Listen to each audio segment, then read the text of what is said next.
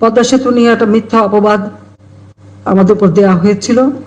স্বনামধন্য মানুষ, যাকে আমি নিজেই সব থেকে বেশি সুযোগ দিয়েছি, ব্যবসা বাণিজ্য, তার ব্যাংকের টাকা দেওয়া থেকে শুরু সবকিছুতে সব থেকে বেশি সুযোগ যাকে দিয়েছিলাম। দীর্ঘ 6 মাস পর দিল্লি থেকে জাতির উদ্দেশ্যে ডক্টর ইউনূসকে নিয়ে সাবেক প্রধানমন্ত্রী শেখ হাসিনার জ্বালাময়ী ভাষণে যা বললেন এবার তিনি। প্রিয় ভিউয়ার্স, 5 আগস্টের পর ছাত্র জনতার আন্দোলনের মুখে দেশ ছাড়তে বাধ্য হয়ে ভারতের দিল্লির আশ্রয়ে থেকে বিভিন্ন ফোন কলে নেতাকর্মীদের এতদিন দিক নির্দেশনা দিয়ে আসছিলেন তিনি।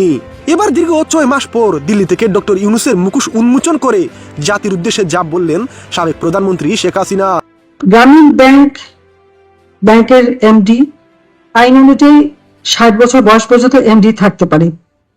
তার যখন 70 বছর পর্যন্ত এমডি পদে সে ছিল, তখন বাংলাদেশ ব্যাংক একটা উদ্যোগ নিয়েছিল যে আসলে আইনগতভাবে সে থাকতে পারে না। তখন তাকে বলা হয়েছিল এবং আমাদের তথ্য আমরা বলেছিলাম যে আপনি গ্রামীণ ব্যাংকের উপদেষ্টা হন, অ্যাডভাইজার এমিরেটস হিসেবে একটা মর্যাদা দিয়ে তাকে দেওয়ার কথা, কিন্তু তিনি এই এমডি পদটা ছাড়বে না। কিন্তু গরিবের কাছ থেকে প্রায় 47% পর্যন্ত সে ইন্টারেস্ট নিত। এটি হচ্ছে সব থেকে দুর্ভাগ্যের বিষয়। এমডি পদে থাকতে পারবে না, অথচ এটা আইনগত ব্যাপার।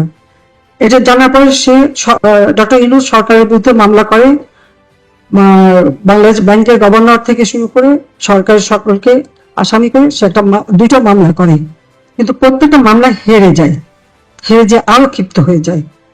তখন আমেরিকার যিনি ফরেন মিনিস্টার ছিলেন হিলারি ক্লিন্টন, তার সাথে বন্ধু, এবং হিলারি ক্লিন্টনের সাবেক প্রেসিডেন্ট ছিল, সেটা ক্লিন্টন ফাউন্ডেশন করে।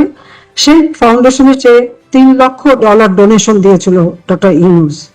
যদিও কেউ কখনো প্রশ্ন করেনি যে এই $3 লক্ষ একটা ব্যাংকের এমডি কোথা থেকে পেল, কিভাবে দিল, সে প্রশ্নটা কিন্তু কেউ তোলেনি কখনো। ডক্টর ইউনূস একজন ক্ষমতা লোভী।